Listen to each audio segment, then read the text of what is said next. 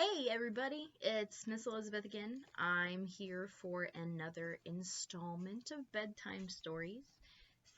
We have been reading a chapter each day of this week of Mrs. Frisby and the Rats of NIMH by Robert C. O'Brien, illustrated by Zena Bernstein, and published by Athenaeum Books for Young Readers, which is an imprint of Simon & Schuster Children's Publishing Division.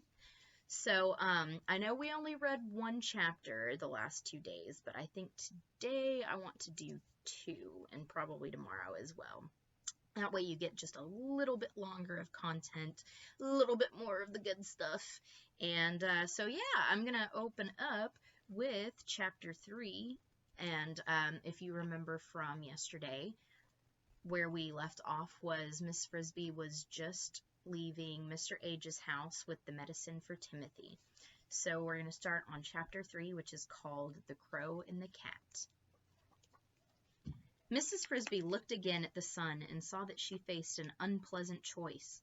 She could go home by the same roundabout way she had come, in which case she would surely end up walking alone in the woods in the dark, a frightening prospect, for at night the forest was alive with danger. Then the owl came out to hunt, and foxes, weasels, and strange wildcats stalked amongst the tree trunks. The other choice would be dangerous too, but with luck it would get her home before dark. That would be to take a straighter route, across the farmyard between the barn and the chicken house, going not too close to the house, but cutting the distance home by half. The cat would be there somewhere, but by daylight, and by staying in the open, away from the shrubs, she could probably spot him before he saw her. The cat. He was called Dragon. Farmer Fitzgibbon's wife had given him the name as a joke when he was a small kitten pretending to be fierce. But when he grew up, the name turned out to be an apt one. He was enormous, with a huge broad head and a large mouth full of curving fangs, needle-sharp. He had 7 claws on each foot and a thick, furry tail which lashed angrily from side to side. In color he was orange and white, with glaring yellow eyes, and when he leaped to kill, he gave a high, strangled scream that froze his victims where they stood. But Mrs. Frisby preferred not to think about that. Instead, as she came out of the woods from Mr. Age's house and reached the farmyard fence, she thought about Timothy.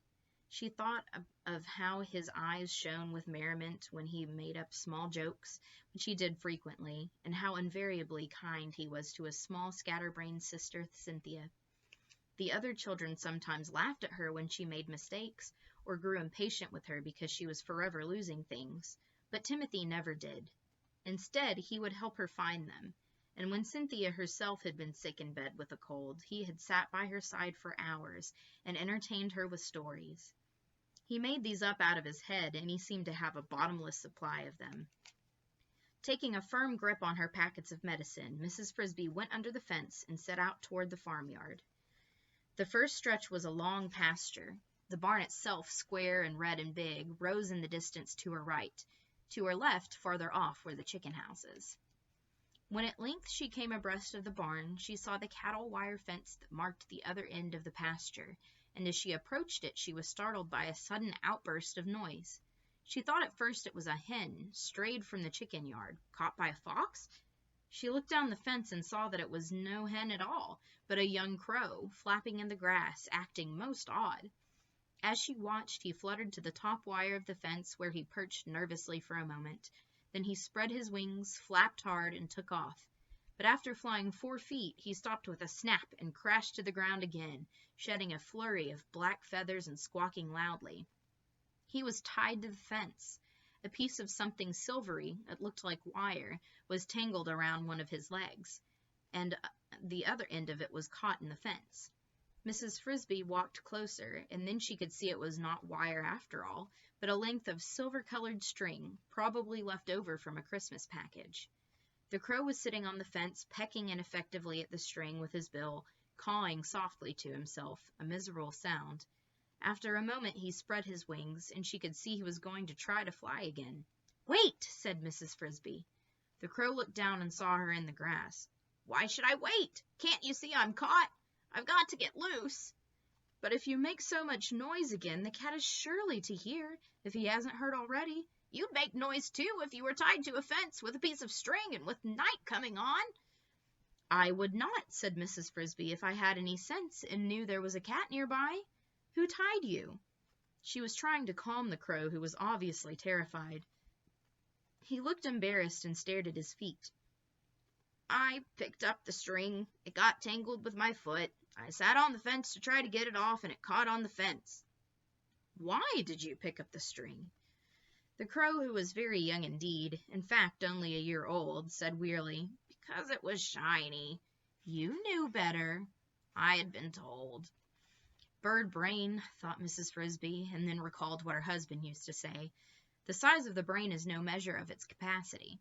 And well, she might recall it, for the crow's head was double the size of her own. "Sit quietly," she said. "Look toward the house and see if you see the cat." "I don't see him, but I can't see behind the bushes. Oh, if I could just fly higher." "Don't," said Mrs. Frisby. She looked at the sun. It was setting behind the trees. She thought of Timothy and of the medicine she was carrying, yet she knew she could not leave the foolish crow there to be killed, and killed he surely would be before sunrise, just for a want of a few minutes' work. She might still make it by dusk if she hurried.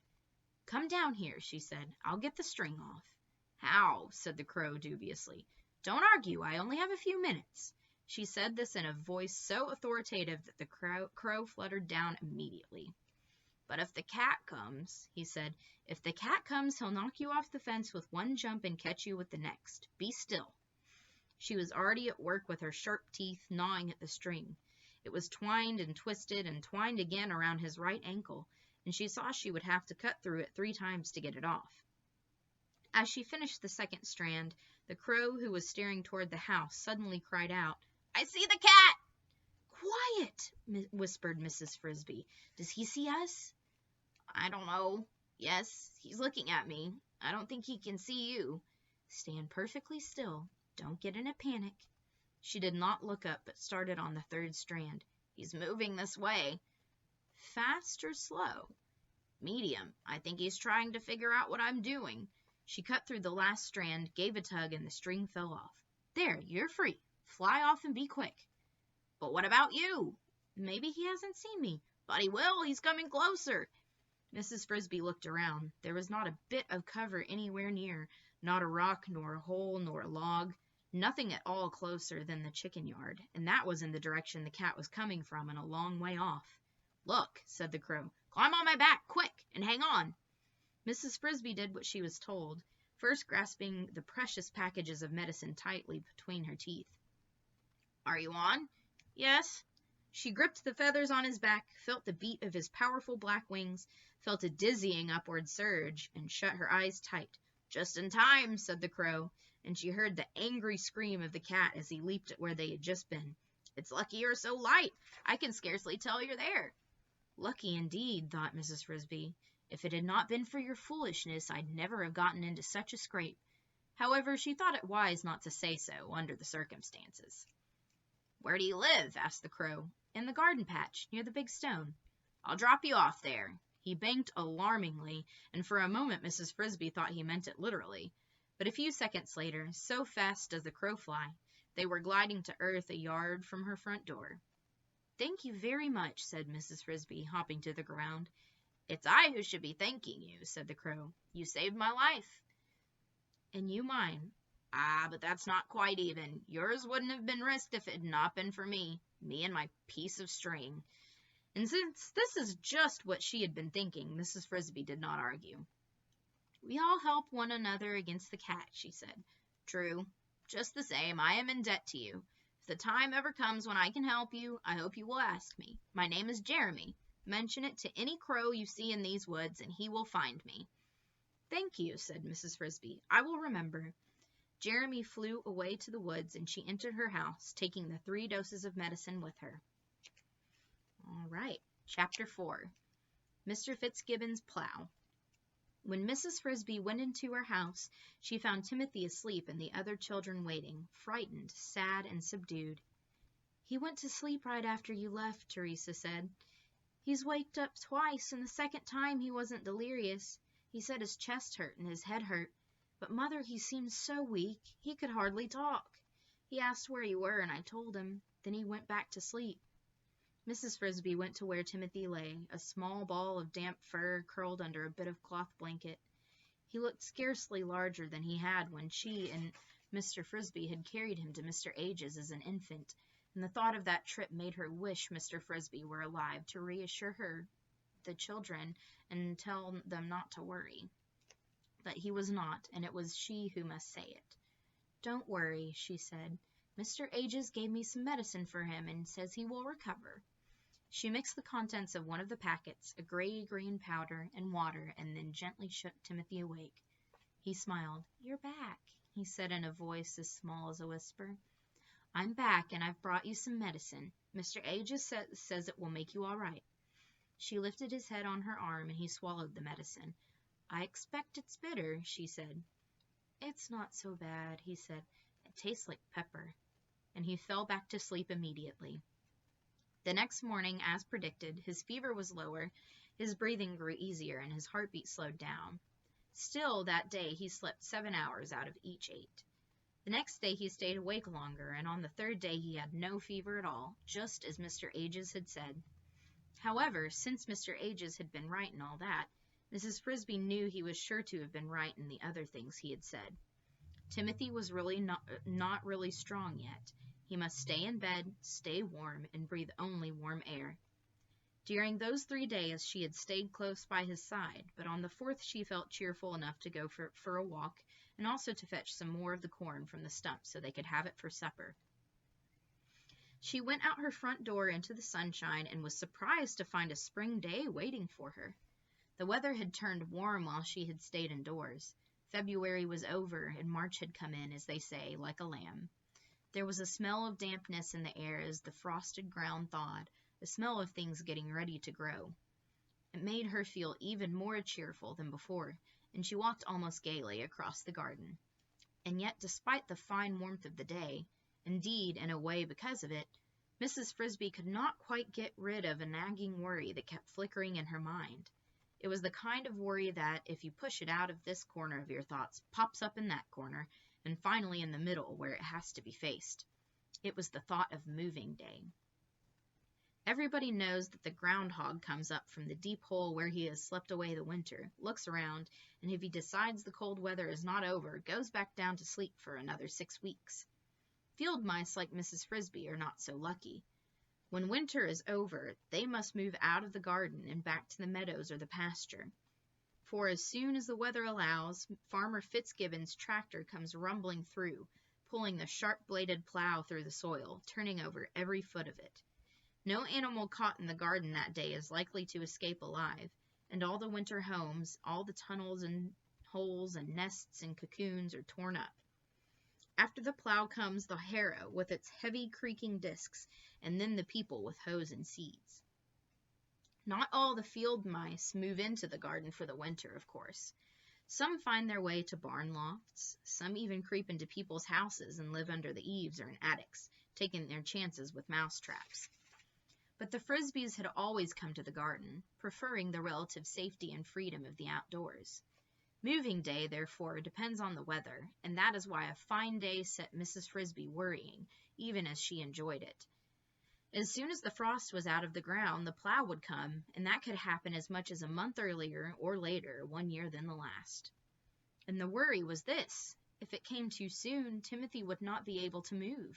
He was supposed to stay in bed, and moving meant a long walk across the field of winter wheat, up and down the hill to the brook's edge, where the Frisbys made their summer home.